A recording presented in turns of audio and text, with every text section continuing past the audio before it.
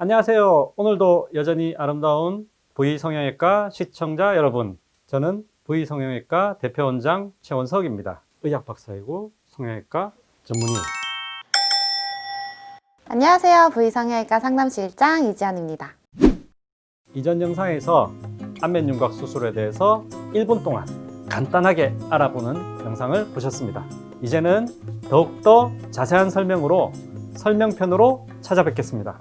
설명편 시작하기 전에 좋아요와 구독, 알림 설정 꼭 눌러주세요.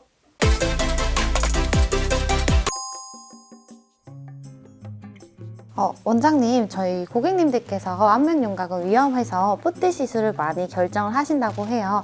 혹시 왜 위험한 건지 알 수 있을까요? 안면윤곽 수술은 위험하다는 말은 환자분들이 얘기를 하실 때 크게 두 가지의 의미가 있습니다. 하나는 나의 인체에 손상이 될까 두려운 경우와 수술했을 때 내가 모양이 마음에 들지 않거나 사소한 부작용이 있을까 하는 걱정해서 그런 말씀을 하시는 거죠. 최근에는 환자의 몸에 상해가 되는 큰 문제가 되는 위험 요소들은 윤곽 수술에서 거의 없습니다. 마취과 원장님들이 잘 형성이 되어 있고 수술 전에 대부분의 검사를 다 진행하기 때문에 출혈이 심하다거나 문제가 있는 그러한 경우는 거의 발생하지 않습니다. 하지만 그래도 뼈를 우리가 수술을 하는 거기 때문에요.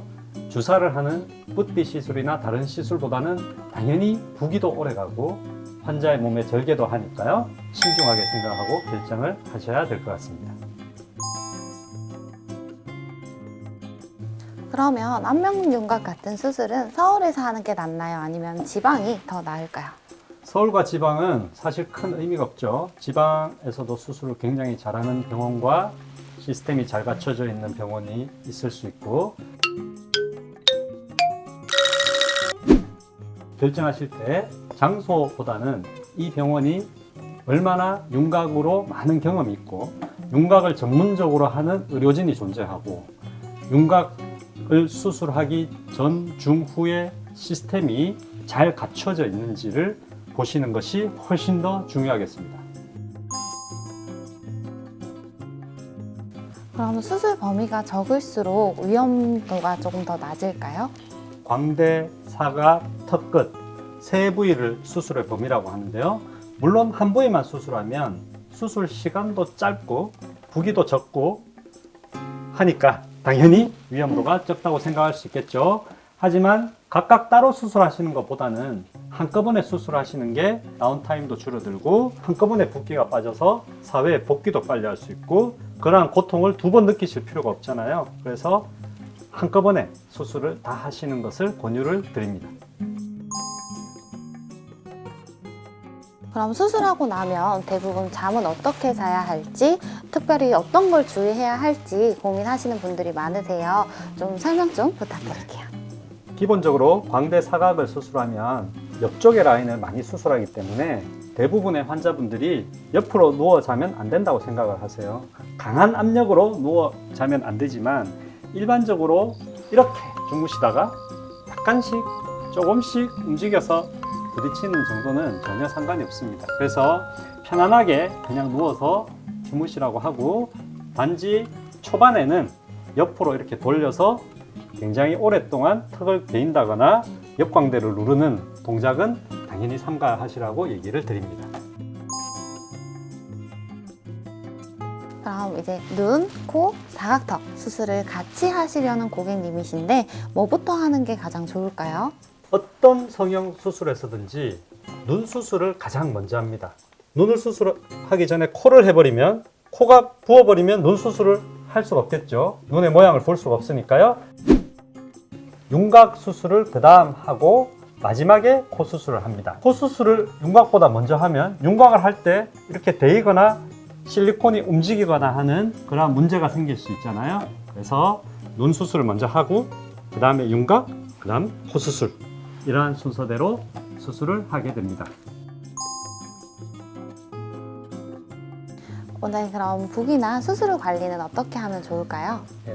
턱광대를 중심으로 하는 윤곽 수술은 기본적으로 큰 부기는 5일에서 7일 정도 생각을 하셔야 되고요. 전체적으로 내가 수술을 한지 외부 사람이 봤을 때 잘 모를 정도로 부기가 빠지려면 최소 2주에서 3주 정도는 생각을 하셔야 됩니다. 그리고 내가 수술하기 정말 잘했다. 이제 얼굴이 너무 작아졌다. 이렇게 느끼시려면 수개월 정도 걸린다고 생각을 하셔야 됩니다. 기본적으로 큰 붓기가 빠지는 과정에서 병원에서 최대한 부기 관리를 도와드리고 있습니다. 간단한 레이저 시술도 있고요. 산소 캡슐 치료도 있고요. 부었던 살들이 빨리 붓기 위해서 고주파 치료라든지 다른 치료들을 기본적으로 설정해서 해드리고 있기 때문에 저희 병원에서 수술하시면 부기가 빨리 빠지실 수 있습니다. 네, 원장님 그럼 수술 후의 목 통증은 어느 정도일까요? 네, 수술을 한 환자분들께서 10명 정도 수술하시면 두세 분은 목이 좀 아프다고 하시는 분들이 계십니다. 기본적으로 안면윤곽 수술은 입 안으로 절개해서 저희가 수술을 하기 때문에 기도 확보를 위해서 전신 마취를 하게 됩니다. 전신 마취를 할 때는 기도에 삽관을 하는데요. 그 과정에서 목이 약간 끓기는 경우들이 있습니다. 이틀에서 길어도 3일 정도 지나면 그러한 불편함이 다 해소됩니다. 그럼 세안과 샤워는 언제부터 가능할까요? 윤곽 수술하시면 대부분 입 안으로 절개가 되기 때문에 바깥에 큰 상처가 없습니다. 그래서 얼굴을 닦거나 문지르거나 살짝 이렇게 만지는 것은 크게 상관이 없기 때문에요. 첫날부터 전체적인 얼굴의 부위에 간단한 세안은 가능하신데 그래도 세게 누르면서 저희가 크게 세안을 하고 전체 얼굴에 물을 담그는 건 최소한 5일에서 6일 정도는 지나서 하시는 게 좋습니다. 그럼 치아 교정과 윤곽 중 어떤 걸 먼저 하는 게 좋을까요? 치아 교정과 윤곽은요, 굉장히 관련이 있을 수도 있고 없을 수도 있습니다. 돌출입을 이렇게 넣거나 또는 들어가는 이빨을 이렇게 앞으로 빼는, 그래서 얼굴의 전체 윤곽을 바꾸는 치아 교정도 있고요. 이빨의 라인이 삐뚤어져서 이빨의 라인만을 교정하는 치아 교정이 있습니다. 이빨의 라인을 교정하는 치아 교정은 전혀 상관이 없습니다.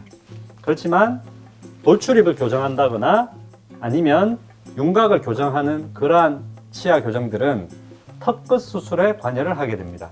저희가 턱을 앞으로 빼거나 넣거나요, 또는 보형물을 삽입할 때 얼굴을 보고 예쁜 각도로 내고 예쁜 정도의 교과서적인 라인으로 저희가 수술을 하게 되겠죠.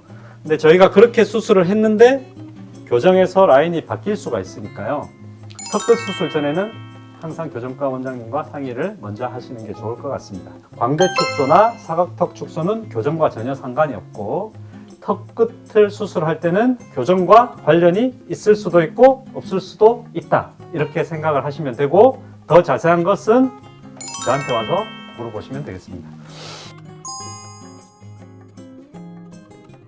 원장님 그럼 수술 날짜를 잡을 때 생리 기간을 피하는 게 좋을까요? 생리기간은 원칙적으로 수술과 큰 상관없습니다. 생리기간에 수술하셔도 괜찮고요. 그렇지만 생리기간에는 저희의 몸이 일부 출혈을 하는 방향으로 세팅이 되어 있기 때문에 생리기간을 피하시는 것보다는 부기는 한 하루 이틀 정도 더 갈 수 있습니다. 하지만 수술하는 데는 전혀 지장이 없습니다. 그럼 정말 너무 하고 싶은데 100% 살처짐이 있다고 해서 너무 고민이라는 고객님도 계셨어요. 어떻게 설명드리면 좋을까요? 윤곽 수술의 살처짐은 항상 빠지지 않는 질문 중에 하나죠. 광대 축소를 할 때 입 안으로 저희가 절개를 해서 45도 광대까지 포함해서 절골을 하게 되고요. 귀 앞에 일부 소절개를 해서 절골 라인 근처로 일부 박리를 하게 됩니다. 박리라고 하는 것은 저희가 뼈를 절골하기 위해서 살을 이렇게 들어서 뼈를 노출시키는 과정인데요. 박리가 앞쪽과 뒤쪽의 일부에서 되죠. 중간의 부분은 살과 뼈가 붙어서 그대로 들어가게 됩니다. 고정만 잘 되면 원칙적으로 이 부위의 살이 밑으로 내려오는 경우는 없습니다. 다만 앞쪽을 박리를 할 때 우리가 절골을 하는 필요 이상의 박리나 굉장히 많은 부위를 박리를 하게 되면 문제가 생길 수 있죠. 약간의 처짐이 올 수 있죠. 하지만 수술을 잘 하게 되면 큰 처짐 없이 수술을 할 수가 있습니다.